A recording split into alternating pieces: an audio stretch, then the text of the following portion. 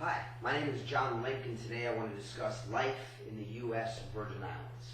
Now, professor, classmates, you ever woke up one morning, cold, not in the mood to get out of bed, think to yourself, I wonder what it'd be like to move out of the continental U.S. and down to the Caribbean?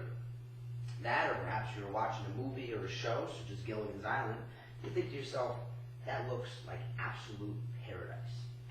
I had the urge to move from a familiar and cold life in New York to St. Thomas of the U.S. Virgin Islands. I did so about 8 years ago.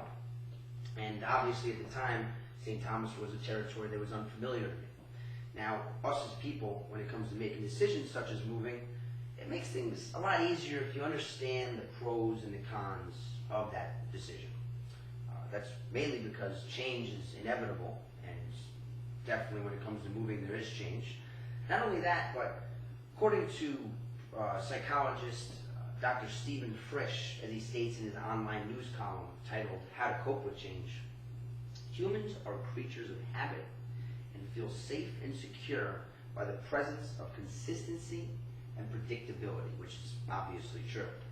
But have no fear, by the time I am done with this presentation, you will have a full understanding of what there is to do for fun, what types of jobs and careers are available, as well as what the average cost of living is down in the U.S. Islands. Now, the first question that I'm asked quite often by visitors is, what is there to do for fun?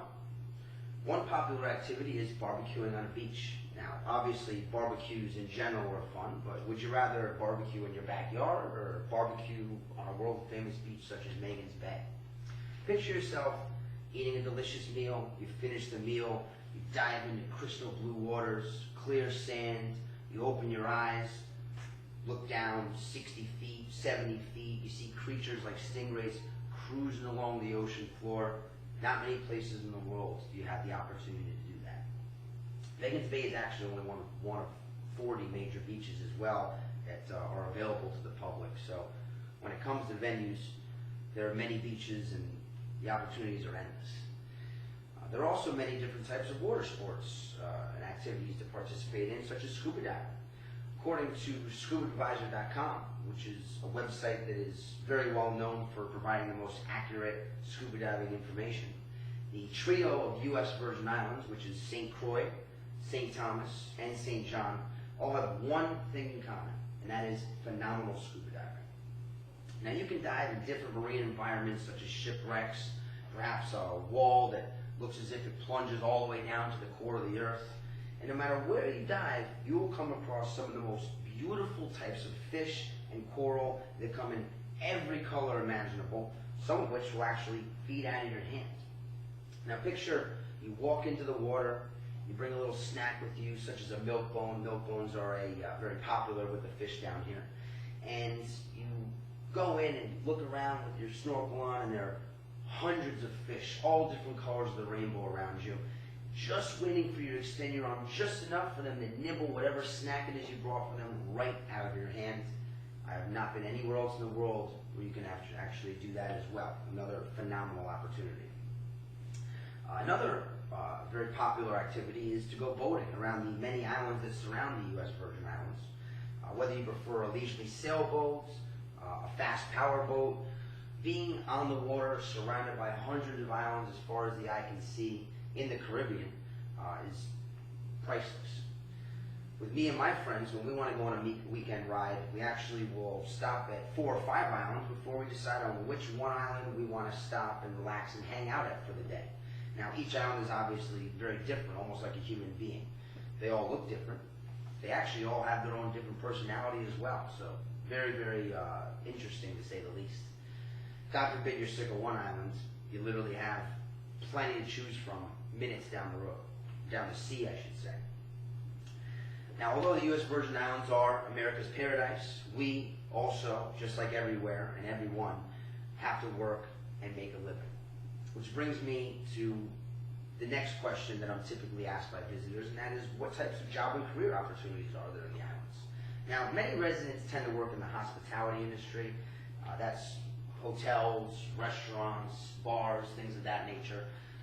Now, according to the U.S. Department of Health and Human Services, the NHSC, tourism is the primary source of revenue with about 2 million visitors each year in the U.S. Virgin Islands.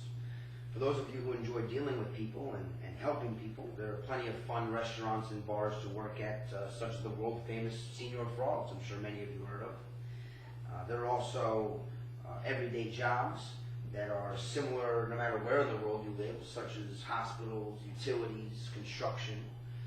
If you have a strong background in a particular field, for instance, a lot of the times if you're coming from the continental U.S., you have the opportunity to get that job before you even move down, which makes things much easier when it comes to moving down. A friend of mine, for example, sold medical supplies in New York.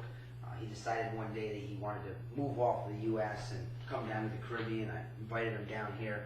He ended up speaking to his company, and they gave him the opportunity to be a regional director down in the U.S. Virgin Islands and Puerto Rico. He obviously took up that job. Now, not only is he still doing what he's familiar with, good at, he can go island to island practically expense-free. It's amazing. I'm actually kind of jealous. Another huge perk when it comes to living in the U.S. Virgin Islands is the fact that you can meet so many influential people from many different industries. You know, when you live on an island, small, that people come vacate to, it makes things a lot easier. You know, you can meet anyone everywhere, but you know, when you live in a destination place such as this, you have the opportunity more so, I feel, to meet these people. It's almost like a high school, or if they're around, you can meet them. When I first moved down to the island, for example, I was working in a fine dining restaurant, a nice Italian restaurant. I was waiting on a group of wealthy-looking gentlemen one evening. At the end of the dinner, they sat me down, they complimented me on a job well done. I thanked them for it. I sat down and entertained their discussion for a little while. They asked me if I'd be interested in pursuing a career that offered phenomenal benefits, and who wouldn't? So I continued on the conversation. Turns out they were down in St. Thomas, scoping out the islands to see if they wanted to move their headquarters down for a government program. And they offered me a job, which I took, and it's actually my current job. And that was one of the best opportunities that were ever given to me. Honestly, in my opinion, if I did not choose to move down here, I would not have gotten that opportunity. Now that's just one example of many different stories that I've heard from people around the islands that you know, the opportunities are out there, more so here than really many places. Now that you understand what it's like to work and what to do for fun in the islands, it's important to understand the average cost of living. Now, compared to a major city such as New York, where I'm from, food and utilities are a little bit more on the expensive side. According to some figures that I found on Numio.com, which is an internet database, they provide up-to-date information on living conditions around the world. An inexpensive meal in New York costs about $15. That's $10 less than the $25 average that we pay in the islands. Now, obviously, that's on the downside. I've also worked in the utility industry for many years, and I understand that residents of New York pay about 12 cents a kilowatt hour. We pay 53 cents a kilowatt hour, almost 5 times the amount that they do in New York, and that's actually 3 times the national average, which unfortunately is again on another downside. Now, as far as rent goes, it's actually reasonably cheap compared to a major city like New York. According to figures that again I found on Numio.com, it's a phenomenal website, the average cost of a one-bedroom in New York City is about $2,900, astronomical. Now, on the other side, a one-bedroom apartment in the U.S. Virgin Islands, St. Thomas, for example, which is considered the New York of the Virgin Islands, is only about $560. I personally feel that regardless where you are on the world, everywhere has its ups and its downs. The U.S. Virgin Islands are by no means an exception. But although living in the Virgin Islands can be a little bit expensive when it comes to commodities, food, electricity, the cheaper rent really helps balance things out. Now, there are plenty of extracurricular activities, leisurely sport activities, barbecuing on a beach with friends, scuba diving in the deep waters, island hopping on boats, all of this which make the islands very enjoyable for everyone. Just imagine moving down the islands tomorrow and you have the opportunity to take advantage of this weekend a boat trip. Let all your worries go. Not many places can you do that. Now, there are also many jobs and career opportunities, plenty of money to be made. That's regardless regardless if you want to work in a restaurant, a bar, or if you want to sell medical supplies, like the friend of mine who I mentioned earlier. All of this makes the U.S. Virgin Islands a great place to live. This is why I would personally recommend living in the U.S. Virgin Islands to anyone that is interested in leaving the mainland and trying their luck down in the Caribbean. Everyone, I appreciate you taking the time to listen to me. Thank you.